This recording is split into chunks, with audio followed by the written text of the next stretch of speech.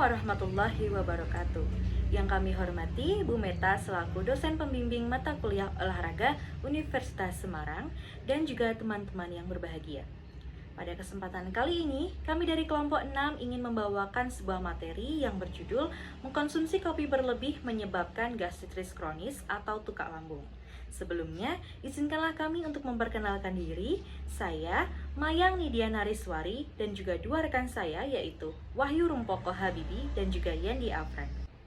Pada kesempatan kali ini, kami akan membagi materi kami menjadi 3 topik pembahasan. Yang pertama yaitu tentang kopi dan kandungan yang ada di dalamnya. Yang kedua yaitu tentang penyakit gastritis kronis. Dan juga yang ketiga yaitu tentang proses terjadinya gastritis kronis. Untuk materi yang pertama, akan disampaikan oleh rekan saya yaitu Yendi Afran. Untuk Yendi Afran, waktu dan tempat kami persilahkan. Kopi merupakan sejenis minuman yang berasal dari proses pengolahan biji tanaman kopi. Kopi digolongkan ke dalam famili yaitu kopi Robusta dan kopi Arabica. Sebelum kita mengenal lebih jauh tentang kopi memiliki beberapa kandungan yang ada di dalamnya. Berdasarkan dari situs Pangan Indonesia, kandungan di dalam kopi yaitu berupa karbohidrat, lemak, protein, kafein, dan magnesium. Baik, baru saja dijelaskan tentang salah satu makanan atau minuman yang menjadi penyebab dari gastritis kronis yaitu kopi. Selanjutnya, apa sih gastritis kronis itu? Gastritis kronis yaitu peradangan pada lambung yang gejala awalnya ringan, yang semakin hari menjadi semakin parah. Kondisi ini ditandai dengan rasa sakit perut di bagian atas atau di area lambung yang tak kunjung hilang. Pada beberapa kasus, gastritis kronis ini tidak menimbulkan rasa sakit pada perut, tapi biasanya ditandai dengan rasa kenyang, rasa keadaan kenyang dalam perut walaupun kita tidak dalam kondisi selesai makan atau mungkin baru makan sedikit, tapi kita sudah merasa kenyang itu. Dan untuk beberapa kasus, gastritis kronis ini bisa, kalau tidak segera diobati atau sudah bertahun-tahun dalam kondisi parah, bisa menyebabkan kanker lambung juga untuk kasus ini Terus apa sih gejala umum dari gastritis kronis ini? Pertama, biasanya ditandai dengan sakit perut bagian atas atau tadi di area lambung sini. Dan yang kedua, biasanya sembelit atau kita tidak lancar dalam BAB. Dan yang ketiga, biasanya kalau kita mulai terserang gastritis kronis ini biasanya ditandai dengan kembung atau begah.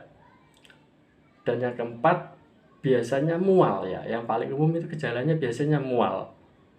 Kalau kita kena gastritis kronis ini Jadi baru kita makan dikit atau kita masukin makanan itu biasanya di dalam perut langsung timbul respon penolakan atau mual atau pengen muntah Nah, yang kelima biasanya sampai muntah ini.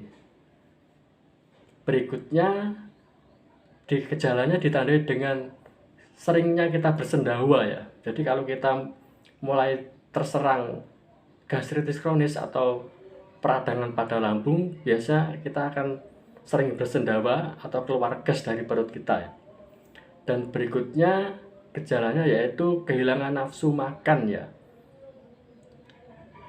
Jadi seperti yang dijelaskan tadi, jadi kalau lambung kita mulai bermasalah atau mulai terserang gastritis kronis, itu biasanya tanda-tandanya ada rasa kenyang di dalam perut kita walaupun kita tidak dalam kondisi setelah makan atau walaupun kita belum makan tapi kita sudah ada rasa kenyang. Nah, ini menimbulkan kehilangan nafsu makan Nah, yang terakhir gejala umumnya yaitu penurunan berat badan Ini ada kaitannya dengan kehilangan nafsu makan tadi Jadi karena kita tidak nafsu makan, jadi ada kaitannya dengan kehilangan nafsu makan tadi Jadi karena kita tidak nafsu makan, jadinya kita kurang asupan gizi ke tubuh kita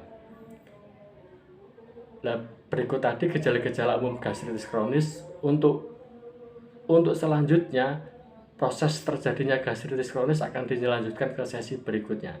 Terima kasih. Baik, jadi pada tugas kali ini saya berkesempatan untuk sharing materi tentang proses bagaimana terjadinya gastritis kronis dari mengkonsumsi kopi secara berlebih. Nah, seperti yang kita ketahui teman-teman, bahwa lambung itu memproduksi suatu zat yang dinamakan dengan asam lambung. Namun, zat tersebut diproduksi dalam jumlah yang normal. Tetapi, kandungan kafein yang ada di dalam kopi ini menyebabkan produksi asam lambung menjadi berlebih, sehingga lambung menjadi lebih keras, dan dalam hal ini dapat menyebabkan lapisan lambung menjadi rusak. Perlu kita ketahui bahwa terdapat dua enzim yang dihasilkan oleh lambung. Yang pertama yaitu ada asam klorida atau yang biasa disebut dengan HCl, dan juga ada pepsin.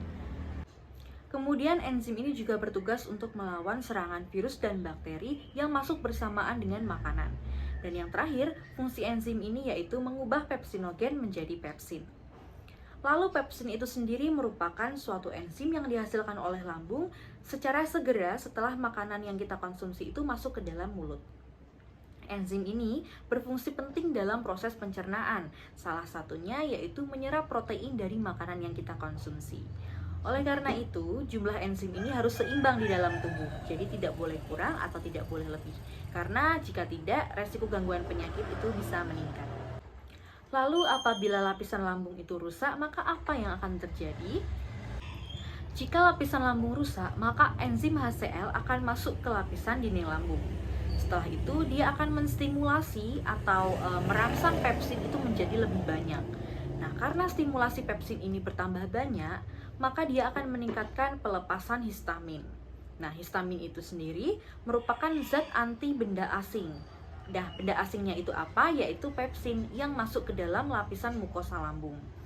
Pepsin ini dianggap sebagai benda asing karena tidak berada pada tempat yang seharusnya, yaitu di lapisan mukosa atau dinding lambung.